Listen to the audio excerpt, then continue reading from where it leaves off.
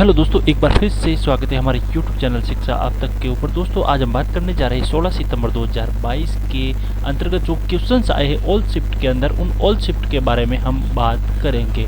तो रेलवे 2020 के अंदर बहुत सारे क्वेश्चंस आए जो घुमा के क्वेश्चंस आए हुए हैं, उनकी परिचर्चा हम करने जा रहे हैं। लेकिन फिलहाल हम 16 सितंबर की ऑल शिफ्ट के क्वेश्चंस की ओर नज़र डाल देते हैं। तो चलते हैं पहले क्वेश्चंस की ओर। शक्ति का वो कौन सा सूत्र सही है? मतलब आपको बहुत सारे सूत्र दे दिए गए हैं, लेकिन आपको इनमें जो करेक्ट सूत्र है वो ही बताना है।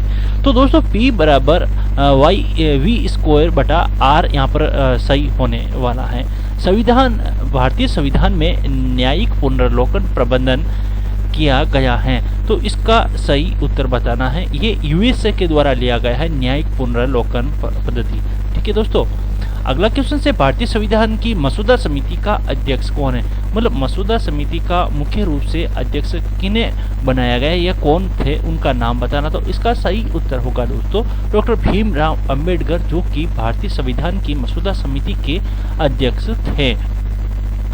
कौन सी पंचवर्षीय योजना महालनोबिस पर आधारित है? ऐसा ही कुछ नाम था दोस्तों, तो आपका इसका सही उत्तर बताना है। तो सेकंड जो परियोजना थी पंचवर्षीय योजना, जो इसके ऊपर आधारित है दोस्तों। और आपको ये चीज ध्यान रखना दोस्तों, परियोजना के बारे में क्वेश्चंस पूछे जा रहा है।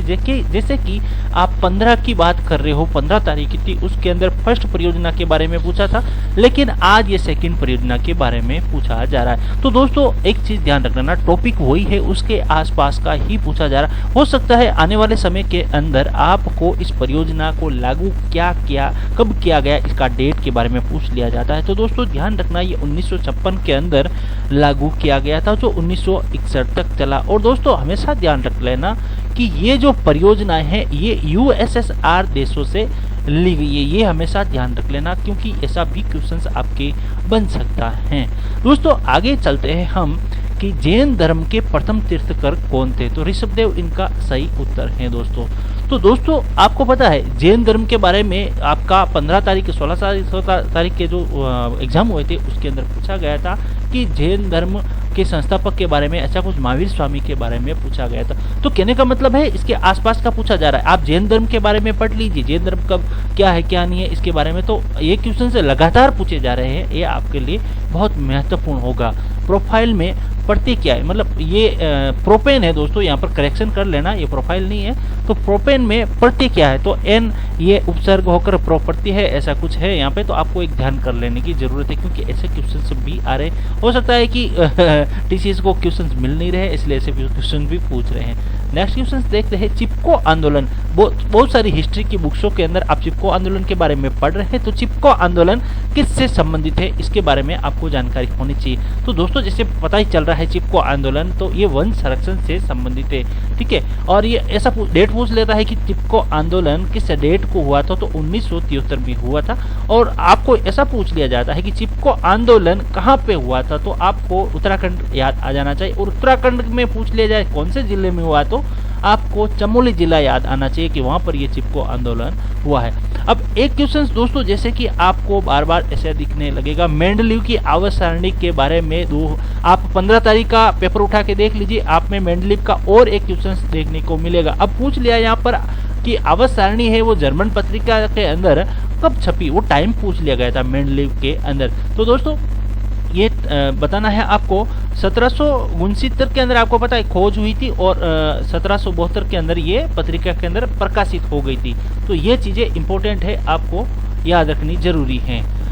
1996 में पंचायती राज के लिए लाया गया एक्ट कौन सा था? 1996 में पंचायती राज के लिए 1996 में पंचायती राज के लिए जो एक्ट लाया गया था उसका नाम बताना है। तो दोस्तों वो एक्ट था the Panchayati association to schedule act 1996। याद रखना दोस्तों, क्योंकि ऐसे क्वेश्चंस भी पूछे जा रहे हैं। गुरु शंकराचार्य द्वारा संस्कृत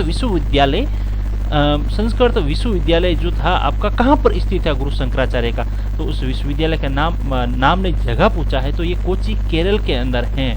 फिर उसके बाद में केरल के बारे में बहुत सारा पूछा जा रहा है दोस्तों। तो स्वामीनारायण द्वारा पहला स्वामीनारायण मंदिर कहाँ पर स्थापित किया गया है? ये भी इम्पोर्टेंट, मंदिरों के बारे में भी पूछ रहा है। स्वामीनारायण द्वारा पहला स्वामीनारायण मंदिर कहाँ स्थापित किया गया। तो ये दोस्तों आपके अहमदाबाद के अंदर स्थापित किया गया, लेकिन आपको सन पूछ ले कि भाई कौन से सन के अंदर ये मंदिर स्थापित किया गया, तो वो भी बताना पड़ता है। तो आपको 1822 के अंदर स्वामीनारायण द्वारा पहला स्वामीनारायण मंदिर अहमदाबाद के अंदर स्थापित किया गया, ऐसा क्वेश्चन आता रहता है। ठीक है, आगे देखो, किसकी जयंती को गुरु पर्व के रूप में माना जाता है। दोस्तों ये जो क्वेश्चन है ये रिपीटेड क्वेश्चन है 2015 का 16 का, तो आप जाके रिवाइज कीजिए। गुरु नानक जयंती को गुरु पर्व के रूप में माना जाता है, तो ये चीज़ है। अमृतसर के बारे में भी पूछ लेते हैं, इसके आसपास का आप ध्यान रखना, अमृतसर कहाँ पे, जगह के नाम पे पूछ ले जाता है।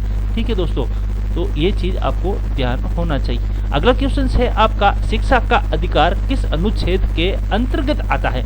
जो आप पढ़ते हो आपका ये मूलभूत अधिकार है, जैसे खाने का अधिकार है, आपका रहने का अधिकार है, मकान का अधिकार है, बिजली का अधिकार, बहुत सारे अधिकार। उसके अधिकारों के अंतर्गत शिक्षा का अधिकार जब जोड़ा गया था, वो कब जोड़ा गया था, ऐसा पूछ लिया जाता है। ठीक है, और किस अनुच्छेद के अंतर्गत जोड़ा गया, तो तमाम सारी बातें हैं आपको पता होनी चाहिए।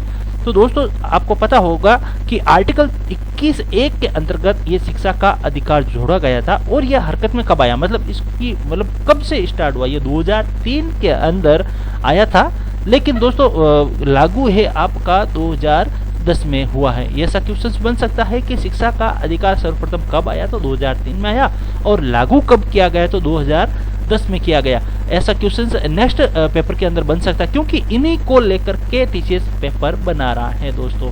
अभी बहुत सारी शिफ्ट है, इतने क्वेश्चंस लाए कहाँ, तो इन्हीं के पार्ट अलग अलग करके ये क्वेश्चंस बना रहा है। आगे देखते हैं कि अगला क्वेश्चन, स्वेज नहर का निर्माण कब हुआ था, ये क्वेश्चन पूछ लिया दोस्तों। स्वेज नहर का निर्माण कब हुआ था, तो स्वेज नहर का जो निर्माण हुआ है 1869 में हुआ था। ठीक है, अब ऐसा भी क्वेश्चन पूछ सकता है स्वेज नहर कहाँ पे है, ऐसा भी क्वेश्चन पूछ सकता है कि स्वेज नहर कहाँ से निकलती है, कहाँ तक जाती है। ठीक है दोस्तों, तो ये चीज़ आपको पनामा नहर हो गया, स्वेज नहर हो गया, ये चीज़ें आपको याद करनी होगी, मेन है जो। आगे देखिए दोस्तों, UNEP की फुल फॉर्म क्या है। UNEP की फुल फॉर्म क्या है, यूनाइटेड नेशन इन्वायरमेंट प्रोग्राम, ये चीज़ है आपकी UN। यहाँ पर कुछ गलत लिखा हुआ है, इसको करेक्शन कर लेना। तो इसके बारे में पूछ सकता है, इसकी स्थापना कब हुई, ये भी पूछ सकता है। UNPP कहाँ पर है, इसका मुख्यालय, ये भी पूछ सकता है। तो ये चीज़ें है दोस्तों। 1972 के अंदर इसकी स्थापना हुई थी, और इसका मुख्यालय आपके नैरोबी में है। कहाँ पे है, नैरोबी में इसका मुख्यालय है। अब आपके दिमाग में ये आता होगा नैरोबी कहाँ है, तो नैरोबी आपके है केन्या के अंदर। कहाँ पे है, केन्या के अंदर नैरोबी आया हुआ है। ये चीज़ आपको पता होनी चाहिए दोस्तों। तमाम सारे क्वेश्चंस यहीं से आ रहे हैं, आपको बस करना क्या है, थोड़ा ध्यान रखना है कि क्वेश्चंस कहाँ से लेके आ रहा है, कैसे, क्योंकि पुराने पेपर जितने रिवाइज करोगे, अब आपको पूरा पढ़ने की ज़रूरत नहीं है, जितना पुराना पेपर रिवाइज करोगे उतना आपके लिए अच्छा होगा। क्योंकि पुराने पेपर जितने भी, जैसे पुराने मतलब ये नहीं बोल रहा हूँ 2018 की पढ़ो, आपको पढ़ना है आपके 22 के ही, लेकिन उनमें से ही क्वेश्चंस पूछे जा रहे हैं। सब किताबें छोड़ दो, अब आप प्रैक्टिस करना स्टार्ट करो, इसके ऊपर पुराने पेपर निकालो कहीं ना कहीं से, किसी भी यूट्यूब चैनल से या कहीं से भी, जहाँ से संभव हो सके वहाँ से पुराने पेपर की लिस्ट बनाओ, और कहाँ से पेपर बना रहा है उसके आसपास के पेपर, उसके टॉपिक को ही पढ़ना स्टार्ट हो, क्योंकि उन्हीं टॉपिक को देखकर TCS आपके क्वेश्चंस बना रहे हैं। तो दोस्तों मिलते हैं एक नए वीडियो के साथ। अगर आप हमारे चैनल पर नए हो तो लाइक सब्सक्राइब शेयर जरूर कर देना, सब्सक्राइब जरूर कर देना, ताकि जो भी नए वीडियोस बनते रहे इंपॉर्टेंट आप तक पहुंचते रहें। इसीलिए दोस्तों आप रीजनिंग की तैयारी करना चाहते हो तो आपको प्लेलिस्ट इस चैनल के ऊपर उपलब्ध है, वहाँ पर भी तैयारी कर दो। लेकिन मैं तो कह रहा हूँ आपके पास इतना टाइम नहीं है, आप पुराने पेपर को रिवाइज करो। मिलते हैं एक नए वीडियो में, इजाज़त दीजिए, थैंक यू।